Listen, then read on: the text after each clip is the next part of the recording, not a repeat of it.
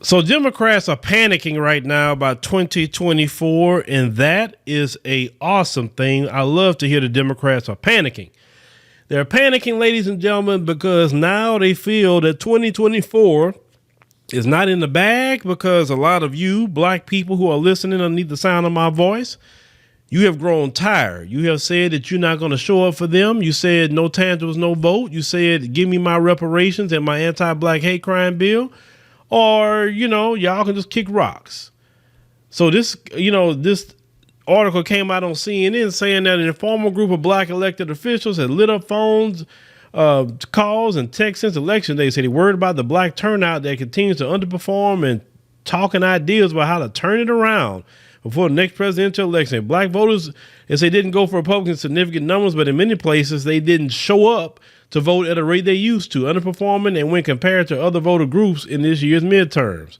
They say if former President Donald Trump and his candidates are on the ballot in 2 years, driving suburban and independent voters to vote Democrats again, top Democratic operatives and black leaders told CNN they worry they will need big changes and quickly to get more black voters showing up to win in swing states and tough districts. I'm going to give you the secret: reparations and the anti-black hate crime bill, both of them. That's a secret. You don't want to hear it, but that's a secret.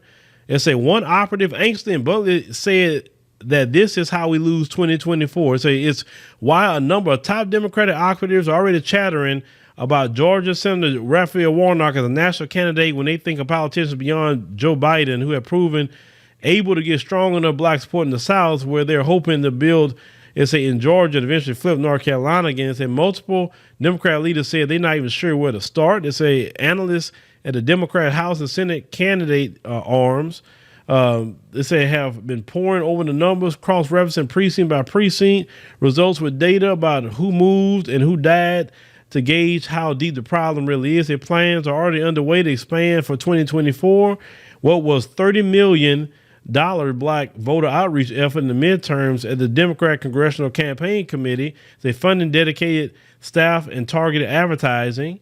It said the Democratic National Committee is digging in focus groups around the country with black voters who haven't been showing up at the polls. It said DNC chair Jamie Harrison, it said he's a former South Carolina State Democratic chair, has prioritized those efforts and has scheduled a one-on-one conversation with black members of Congress to build out plans, including how to adjust their own targeted advertising and staffing efforts. You can advertise all you want, but if you're not presenting reparations, if you're not presenting an anti-black hate crime bill, then we need to turn them away. It's just that simple. You can go to the geriatric people who's in Congress. It's not going to work. Nobody listening to them. Nobody respects them. They do nothing. They vote for Ukraine to get money. They vote for everybody else to get money. They voted for the agents to have an anti-black hate crime bill. The one thing they could have did, because every time black people get something, there's always black and this, black and that. But the one time they should have said, hey, we need to have a black and Asian hate crime bill. The one thing they could have done at that time period and say, you know what? If you're not adding black folks, we all vote no. The one thing they could have did to show the black community that, you know what, I'm fighting for the black community, they did nothing at all. So I don't want to hear no talk of no Congressional Black Caucus or any of them. Now, they said that footage of long lines to vote in predominantly black neighborhoods, it says what they've heard about new voting laws. They say it's hard for people to vote. It's a lie. It's a freaking lie, because they lied and said the Georgia election law was so bad that black people couldn't vote, and they said more people voted after the Georgia election law. It said the same thing in Texas. Oh, they're not going to be able to vote in Texas. More black people voted. You understand? Now, they say people will say black men are apathetic or they're apolitical. There's no apolitical black men in America, so there are no apathetic black men. Say it's apathy. Black men hate the way the Democrat Party and politics overall play out when they're relating this to black men. Okay? And that is true. Black men are really the leading force of driving people away from the Democrat Party and saying, y'all have at it. Because the Democrat Party has no place for black men like me. It has no place. I don't want promoted agendas. I don't want alternative lifestyles being put all over the place. I want traditional family settings. I want upper mobility. I want, the economy of Black America to be doing great. I want to see grants for small Black businesses. I need to see grants for skilled trades so Black people can get skilled trades, right? I want to see private education for Black people, not public, because it's horrible. You understand? I don't want all this mess being taught in the public school, putting push on my children either, or Black children. And what Black men are saying is that, you know what? All this mess that going on, the Democrat Party doesn't align. Then at the same time, the Democrat Party is constantly attacking men, especially Black men. Black men, you ain't got no right to say nothing. Just shut up and show up and vote. No. Black men are saying, hell no. Black men are saying, we are not voting for that party that constantly disrespects us. Tiffany Cross telling us follow the women and go vote. Like what? No other community is their men are talked to like that, except Black American men. And Black American men have said this is enough. Either I'm going to go vote Republican or I'm just going to sit it out. Either way, you're not getting my vote. And that's cool with me. I've always been on that. Either way, I'm good. Just as long as the Democrats don't get their vote. It don't matter what happens. Because the Democrats don't appreciate Black men. They don't. All they got is a bunch of bootlicks up there trying to talk down on some boule people. The majority of Black men is not in the boule. Okay? They're not. The majority of Black men are hardworking, good, and decent men. And they shouldn't be talked down to by a bunch of boule members that never have worked a hard day in their life. Continue to say that we've seen many of our freedoms and opportunities get rolled back, not in the hands of Democrats, or while Democrats are either in the White House, they have control, of Congress. They're saying that the Democrats haven't been doing nothing no matter what happens to Black people. Now, they say that they talking about Warnock here. If you think Warnock is a model that might work, you're a liar. You're a freaking liar. Warnock was horrible. He should have beat Herschel Walker like it was no tomorrow. And it took everybody to come out speaking for Warnock to beat Herschel Walker. If they would have sat up there and they would have just let Warnock run his campaign against Herschel Walker, he would have lost. He would have lost big time. You understand? But they say they're going to engage in Biden's Black appeal in 2024. Okay. And they say Cory Booker called the Wisconsin numbers painful. He said Biden does indeed run for re-election. Booker said the president will have to, the fundamental connection to Black voters he demonstrated in 2020 and reinforced recent weeks among Black leaders who support his proposed changes to the presidency primary calendar. But his aides should look to Warnock's campaign on how to appeal to Black voters everywhere. If you do anything about Warnock's campaign, you're losing. I promise you. You're losing. That is not nothing positive for you, man. You should not be you shouldn't have to run a campaign that Obama got to come out and everybody else in the whole freaking Democrat Party who got a name got to come talk for you. That's going to, and trust me, I wouldn't vote for Biden. Not whatsoever. No. Biden has been very disrespectful to my community. He's given an open checkbook to Ukraine, but won't pay reparations. He sat up there and pushed that anti-Asian hate crime bill, but he won't do nothing for us as Black people. Oh no, he wants to open the floodgates at the border, but he can't do nothing for Black people. No.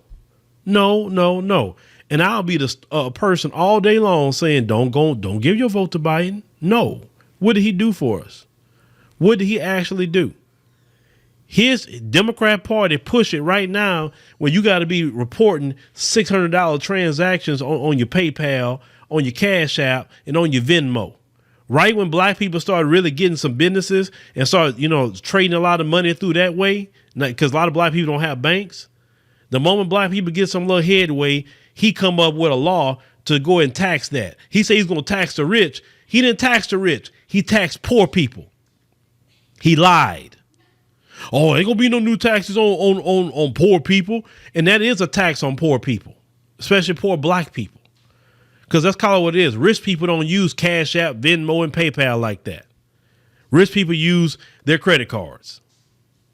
What would they need Cash App for? That was not to target rich people. That was to target poor people. or people that just barely making it. Come on now. Come on. Now, they say that many black Democrats agree the answer over the next 2 years is going to require uncomfortable conversations with the part of the elite's operative class to redirect money from advertising contracts into the much lucrative work of knocking on doors and organizing for months to rebuild trust. It's not about building trust. I cannot trust you until I get my reparations. I'm letting you know that right now. If you come to my door, I'm going to tell you, I don't trust you because you got an open checkbook for Ukraine. You got an open checkbook for everybody else, but you don't have but you cannot pay reparations. You can't do an anti-black hate crime bill. No, I have no trust for you. Matter of fact, you are very disrespectful.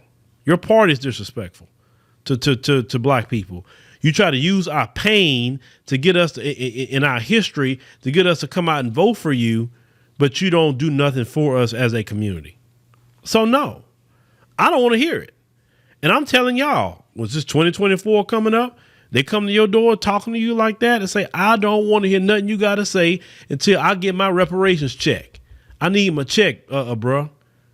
Well, we go HR 40. I don't want to hear no talk about no HR 40. That same way you sent all that money to Ukraine, you didn't need HR 40 to do that, didn't you? Did you? No, you didn't need any of that. You sent that money to Ukraine. Every time they look up, they show up. You're sending billions of dollars to Ukraine, but you can't do nothing for black people here in this country. You can't do a thing. I don't want to hear no talk about no HR 40. Man, you insult me talking about HR 40 at this point. You insult me. All that trillions of dollars of money that you was moving during COVID. You didn't need no study for that. You just did it. So I don't want you to talk about no study, no nothing. Just start sending them checks out. That's what you need to do. And if you're not going to do it, don't tell me we're Republicans. I don't hear them talk about Republicans. I care less about them. If they come to my door, I'm going to tell them the same thing too. We need our reparations and we need an anti-black hate crime bill, and that's just the end of it. Because Democrats, is more on you to do it because you've been getting the black vote forever. So yes, it's on you to do it. Black people have invested decades of voting for you, and you still won't do nothing for black people. The Asians didn't even come out and vote for you en masse in this past freaking midterm. And yet they got an anti-Asian hate crime bill. Look at that. So yeah, you in trouble, and rightfully so. We're going to keep on pointing it out. It don't matter if you get Boulay Martin to scream and yell. And also another thing, insulting black voters, that's another way of losing more voters. You keep sending Boulay Martin and the others out there to call black people dumb and stupid and all these different things. If you keep doing it, you're going to lose more and more voters. So I don't think insulting people is the way to go. It's kind of like with the situation of the passport bro movement thing, right? You have certain modern women that's insulting the men and calling them names, and you think they're going to stay? They're going to get their passport and move on a lot faster. You can't sit up there and insult people. That's not the way to go. Especially when you're trying to insult brothers. Brothers not putting up with the insults no more. So y'all need to stop. Because I tell brothers this, the moment they insult you, insult your intelligence, talk down on you, you need to be running to the opposite side or whatever you're doing faster. And move with your feet. And move with your wallet. I always tell men that. But thank you, ladies and gentlemen, joining us on the podcast. We greatly appreciate it. Make sure you click the subscribe button. Make sure you click the like button, and we'll see you on the next one.